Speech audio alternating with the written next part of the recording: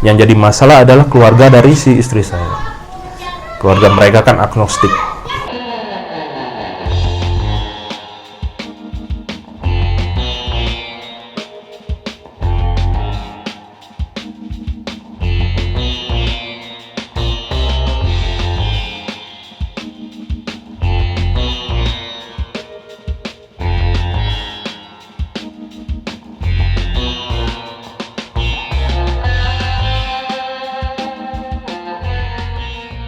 Nama saya Mario Rizky Ahadian.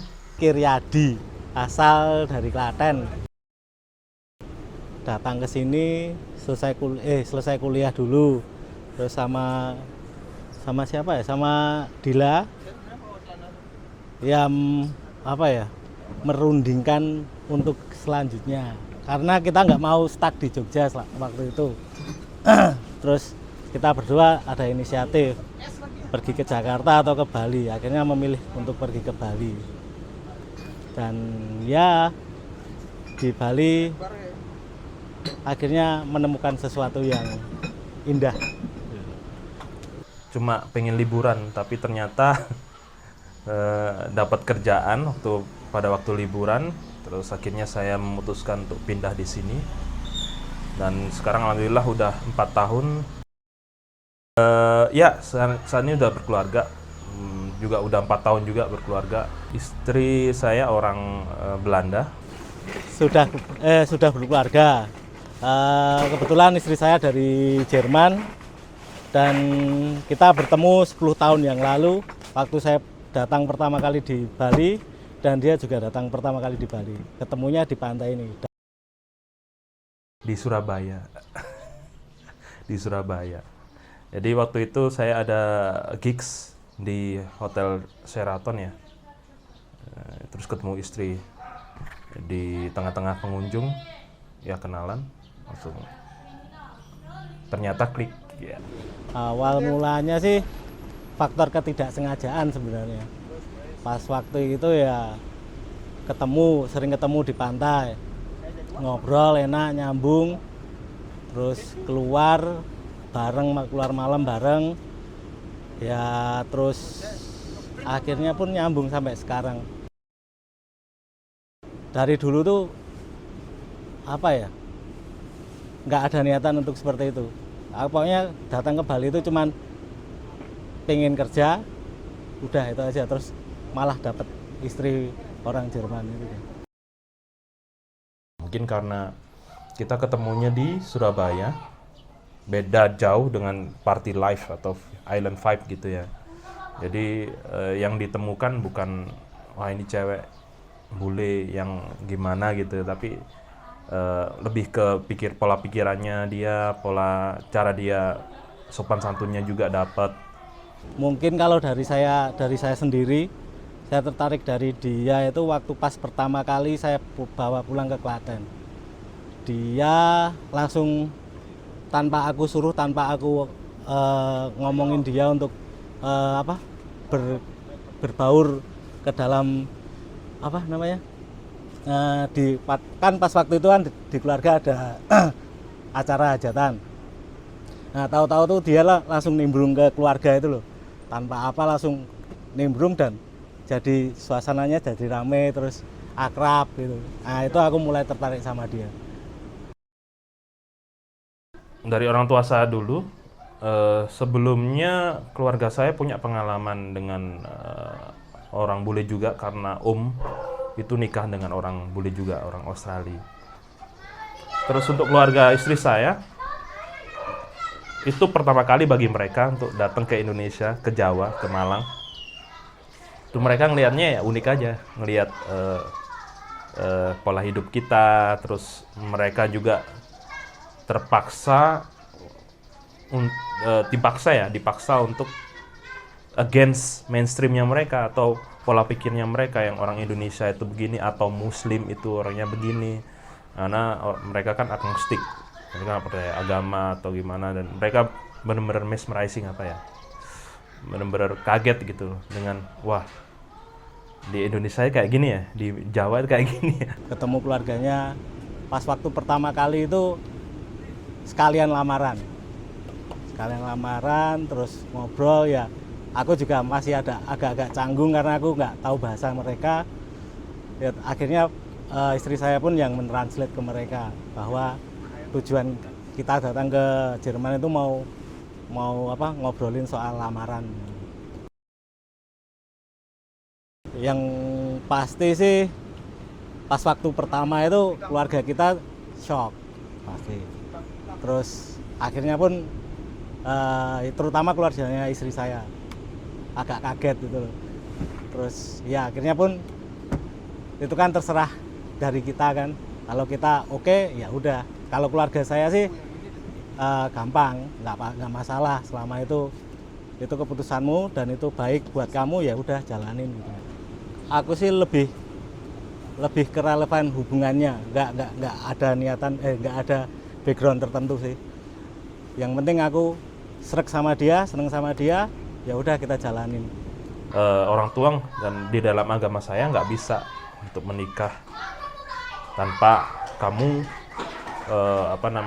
ingin belajar agama atau memperdalam agama, especially Islam ya. Yang istri saya akhirnya masuk Islam tanpa dipaksa dan akhirnya semuanya lancar. Yang jadi masalah adalah keluarga dari si istri saya. Keluarga mereka kan agnostik, jadi mereka benar-benar nggak percaya. Nah, dari situ kita ambil kesimpulannya, udah deh nggak usah ngasih tahu mereka dulu kalau kita mau menikah secara Islam, kita nikah aja di sini dengan wakil yang beda, kan bisa diwakilkan untuk cewek ya kan. Yang bisa dibilang ribet itu malah dari sininya, dari Indonesianya itu ribet banget. Kalau dari luar, istri saya tuh kira-kira cuma harus daftar ke Gemeente atau pemerintahnya di sana. Kalau dia itu single dan boleh diperbolehkan untuk menikah, dan bawa dokumennya dia ke embassy di Belanda, dilegalisir hitungannya ya kan. Terus dibawa ke kita, ke KUA nantinya. Yang ribet adalah pemerintah yang di sini di Indonesia, kita harus dari RT RW, kelurahan, terus KUA, habis itu ke kecamatan. Jadi terlalu banyak birokrasinya lah menurut saya. Urus berkas proses pernikahan sulit-sulit gampang gitu.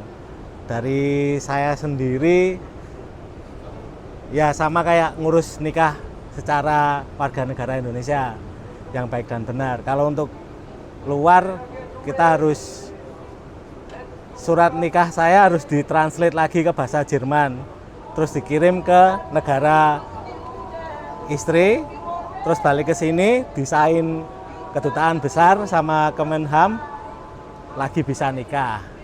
Jadi agak susah-susah gampang sih. Ada sih, ada, pasti itu ada. Kayak gitu. Masalahnya kan kita berbeda. Kalau orang luar kan otomatis dia pinginnya bangun, kamu harus punya planning untuk hari ini. Kamu harus punya, misalkan bangun pagi, makan, kerja, pokoknya harus benar-benar ketata itu loh. Kalau kita kan enggak, nyantai, nah itu yang sering jadi permasalahan sih sebenarnya. Yang sering jadi permasalahan. Ayolah kamu gini. Akhirnya kan sebentar toh, kita kan orang Indonesia pasti, alah sebentar toh, santai, sabar gitu kan. Kalau mereka kan enggak, jadinya pasti ada di situlah, ada sedikit cekcok pasti di situ. Di situ terus tentang makanan juga menjadi salah satu faktor juga. Kadang dia nggak suka makan ini, kadang kita harus makan ini. Jadi kayak apa ya? Nah saya kan ya ada beberapa orang yang bisa makan makanan Indonesia, tapi istri saya nggak bisa. Apalagi kena bawang putih dia nggak bisa. Nah makanya itu yang jadi kendala itu makanan kalau aku sih pasti. Terus karena saya udah punya anak, cara mendidik anak juga pasti ada masalah. Ada perbedaan itu loh antara kalau orang Indonesia kan mendidik anak, kalau orang luar kan yang harus gini. Jadi ada plannya. Kebanyakan masalah kecil sih terus jadi besar. Kadang ya kayak Contohnya, contohnya ada pakaian kotor, nggak mau dikasih ke tempat pakaian kotor, pasti kan di tempat tidur atau di mana. Istriku tahu, terus aku dimarahin terus terus ya udah, terus jadi pertengkaran itu. Kebanyakan sih pakai bahasa Inggris. Pasti ya, itu pasti.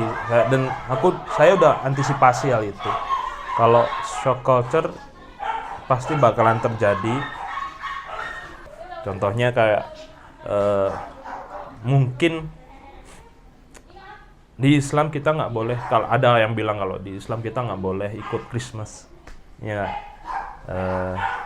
banyak hal yang dari agama, dari sudut tradisi yang kita harus ada selamatan ketika ada orang meninggal dan lain-lain. Itu untuk dia, dan juga kayak gini nih, rame-rame banget gitu kan, itu termasuk shock culture. Terus kita sering ada teman yang bertamu tanpa bilang-bilang, itu juga shock culture buat dia. Jadi banyak banget. Akhirnya kita juga saling belajar aja. Kalau ternyata nggak usah diambil pusing, kita belajar, coba diadaptasi. Pernikahan kan untuk agreement dua belah pihak.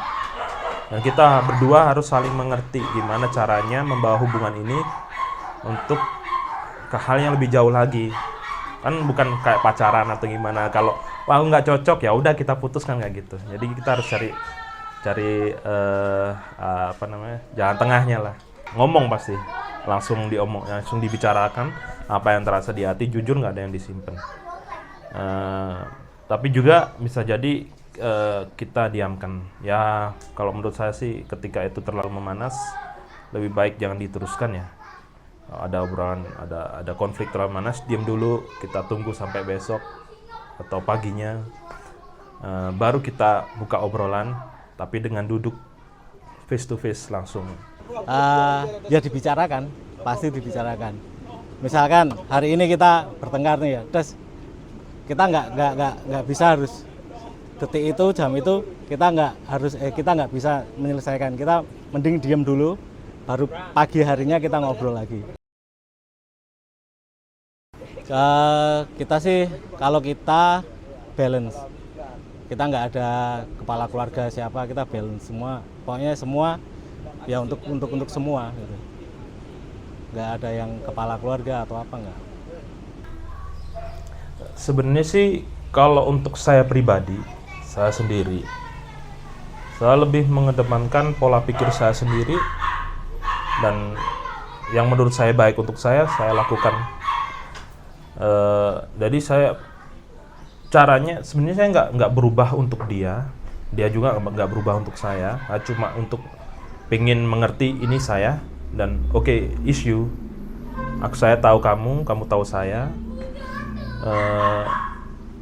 Jujur aja, biasanya kalau sama bule, mereka kan nggak suka dengan budaya patriarki kita ya. Tapi kalau saya lebih menjunjung tinggi budaya patriarki, tapi fleksibel ke arah equality. Gimana itu? Jadi saya tetap merasa saya adalah pemimpin rumah tangga. Dan saya bilang ke istri saya, kalau saya pemimpin rumah tangga, saya ada pemimpin, tapi kita equal gitu. Kalau kamu capek, saya yang bersih rumah, tapi tetap segala keputusan adalah di tangan saya. Dan sebagai pemimpin rumah tangga, kita juga yang bertanggung jawab untuk menafkahi juga kan, ya, saya nggak mau kalau sebagai mentang-mentang sama bule. Mungkin orang Indonesia banyak mikir ya, bule itu kalau nikah sama bule jatuhnya nanti kaya gitu kan. It's a bullshit. It's a bullshit. Ya mungkin untuk orang Indonesia yang nikah sama bule, dia cari bule yang kaya. Kalau saya, istri saya nggak kaya juga. Jadi memang saya yang harus bertanggung jawab untuk menafkahi. Dan ya ngikutin pola pikir saya yang kayak gini. Istri saya ikut senang dengan pola pikirnya, dan saya rasa kita harus melakukan yang terbaik sebagai lelaki Indonesia ya. Proses penamaan anak ya agak ya agak berat sih masalahnya. Saya nggak punya nama belakang, jadi ya. Ya kalau saya sih nggak apa-apa sih, karena saya nggak punya nama belakang. Jadi saya cukup menambahkan nama Indonesia aja di depan, terus nama belakangnya keluarganya ikut keluarga istri saya, udah itu aja. Sebenarnya aku udah pernah ngobrol sih, untuk anak memang pasti ada combine ya antara Indonesia sama Eropa ya. Tapi yang paling penting sekarang ini yang pasti itu kita pasti nanti bakal punya family name. Karena saya merasa family name itu important banget, penting untuk melihat silsilah keluarga gitu kan, atau legacy lah apa yang kita kasih ke anak cucu nanti ya kan. Ada pembagiannya, terutama untuk bahasa kan, bahasa ada 2 kita. Yang pasti untuk kita bahasa ada Jerman sama Indonesia. Udah pasti ada pembagian. Untuk saya Indonesia, istri saya Jerman, biar nggak kehilangan akarnya kan. Terus untuk apa ya?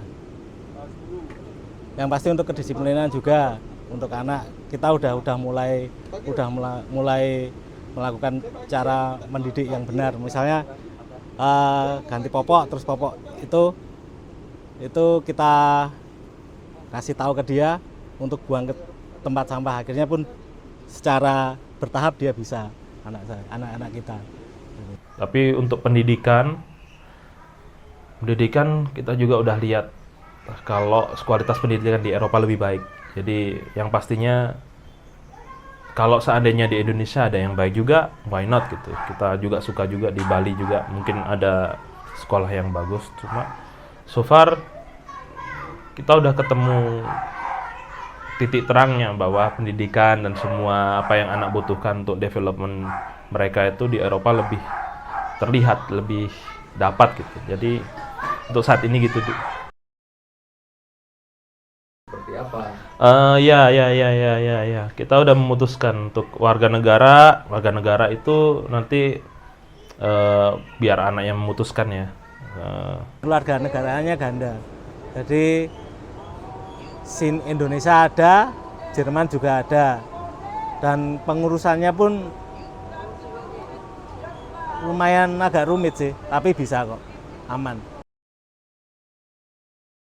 Nah itu, saya sama orang lokal tuh nggak pernah sekali deh pacaran cuma 3 minggu aku.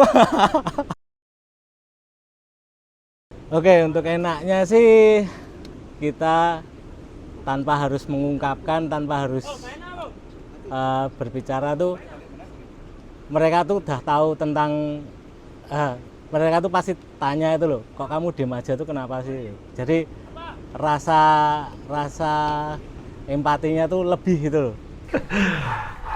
Wah ini sulit ini ya. Gak enaknya dulu ini ya pasti adaptasi shock culture tadi itu paling gak enak banget, karena ketika kita dihadapkan dengan suatu permasalahan yang kita belum pernah menghadapi dan kita juga nggak tahu gimana cara ngadepin dengan pola pikir yang berbeda, itu benar-benar PR banget dah. Kita harus benar-benar cari tahu gimana sih pola pikirnya Western. Mungkin contohnya kalau saya sendiri dulu waktu pacaran kalau ada masalah kita langsung lari, pergilah hitungannya ya, ngobrol pun nggak sampai selesai, atau setelah itu tengah-tengah udahan gitu kan, gak jelas lah pokoknya. Tapi setelah sama si istri ini, semua detail permasalahan sekecil apapun harus diobrolkan dengan tenang, benar-benar duduk, nggak ada otot-otot kontroversi, nggak ada. Kita itu bagusnya, ada bagusnya juga. Jadi kita dipaksa untuk lebih dewasa, lebih develop lah. Jadi dari gak enaknya shock culture tadi, terus apa lagi tuh? Perbedaan gaya hidup, perbedaan norm, sopan santun itu nggak enak banget sebenarnya, karena ya kita tahulah mereka nggak ngerti kan ya, yang budayanya kita kan nggak ngerti tadi. Akhirnya ada suatu ketika Kago ada suatu yang dia lagi pakai bikini, orang tua kita lagi ngeliatin gitu, nggak enak banget kan ya rasanya ya. Izin tinggal istri sementara masih kita sekeluarga. Kita sekeluarga jadi per tahun, setiap tahun harus perpanjang. Izin tinggalnya Kitas family. Jadi dengan Kitas family dia juga nggak bisa kerja. Jadi selama ini freelance, dia ngerjakan freelance. Untuk istri saya fashion designer. Terus untuk izinnya ya IMTA dari perusahaan dia. Istri saat ini sebagai HRD atau Human Resource di Randstad. Randstad itu apa ya, kayak perusahaan pemerintah kali ya, kayak BUMN ya, di Belanda. Billahi taufik wal hidayah. Wassalamualaikum warahmatullahi wabarakatuh.